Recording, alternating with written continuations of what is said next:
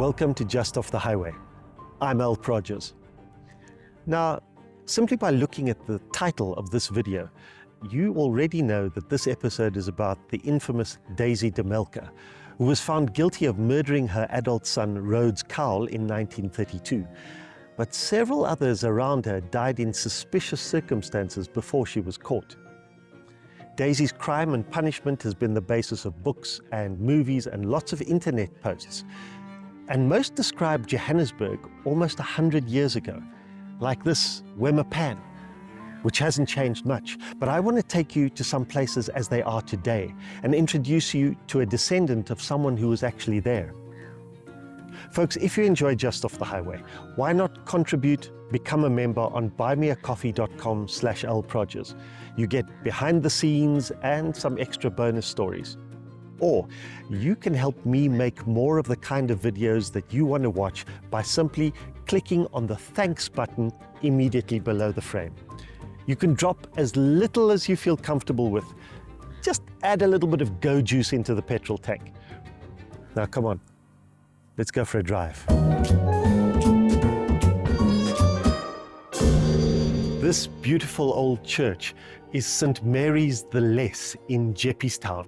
It's the oldest Anglican church in Johannesburg. And it's also where Daisy and William Alfred Cowell were married in 1909. Poor Elfie, as he was known, obviously had no idea that when she vowed "till death do us part," Daisy was working on a much shorter timeline than he was.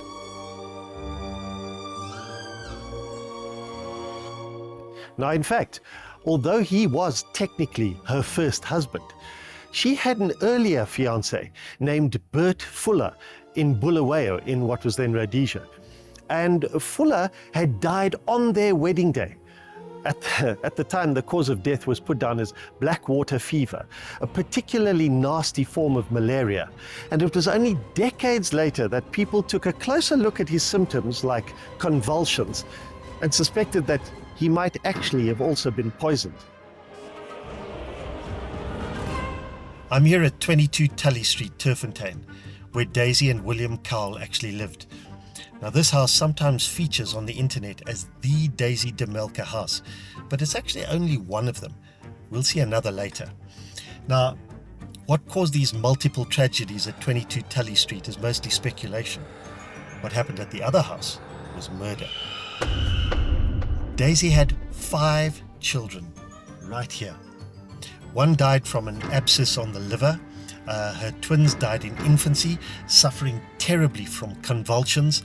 There was another son that passed away from a bowel ailment with, that word again, convulsions. Only one son survived past the age of 5. Whatever happened in that house, the walls can't talk. But the Cowell family didn't live in isolation. They had many neighbors. Generations have grown up in these tight-knit communities in the south of Johannesburg. A few weeks ago, I met Mark Walter, and I really want to thank him for guiding me on a fascinating tour to show me places connected with the story of Daisy De Melker. Mark also introduced me to a friend of his whose family actually knew Daisy, and these stories have been passed down. Because here in the south, roots run deep. Trevor, what's your connection to this area? Well, my grandmother lived right across the road from Daisy. She lived in number 22, and my grandmother across the road, they used to frequent the same pharmacist. But I was told she wasn't a very pleasant sort of person. That would have been Spilkin's pharmacy, where my grandmother and Daisy would have met on a few occasions.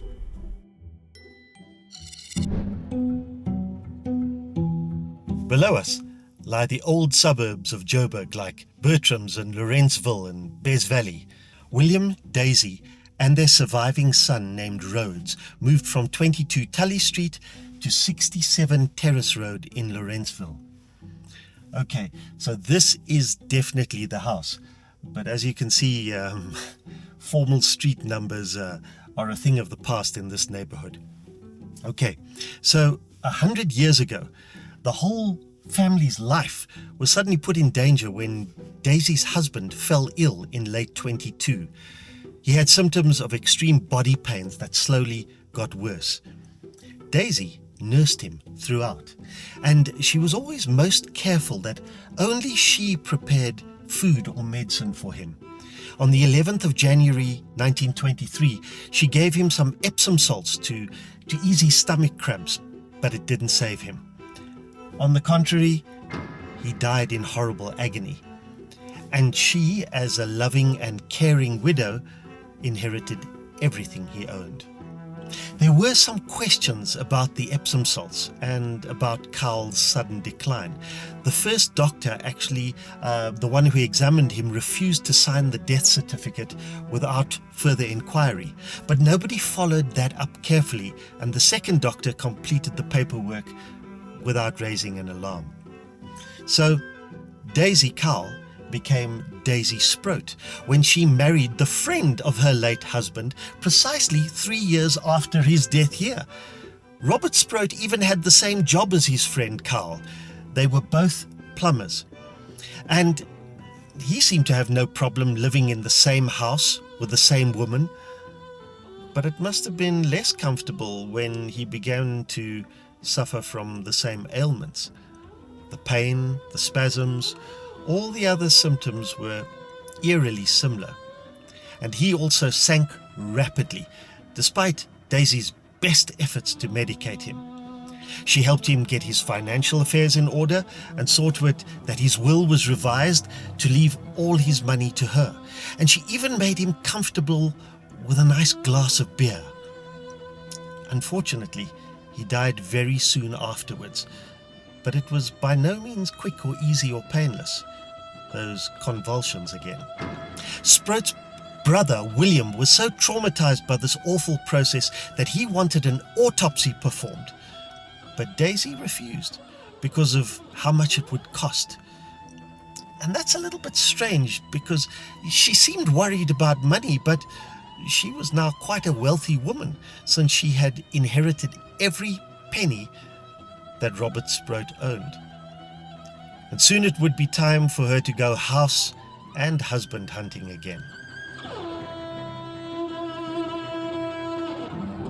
And there I'm going to have to leave it for today, because like poor old Robert Sproat, my time has just run out. The story of Daisy wasn't over yet. There was another awful act still to come, and Spilkin's pharmacy held the key to ending her run of luck. I'll reveal that in the conclusion, part 2, that's coming up in the very next episode in a couple of weeks. Now, if you can't wait, here's a book recommendation. As I was doing research for this story, I found this book called Daisy De Melker by Ted Buerter. It's a fascinating read, much more detailed than my video can show, and it ties together so many stories at the same time. It's brilliant stuff. As I said, there was a strong sense of community in this part of Johannesburg, and that would work against her. A sharp-eyed pharmacist, the determination of Sproat's grieving brother, it eventually brought her to justice. See you next week. Cheers.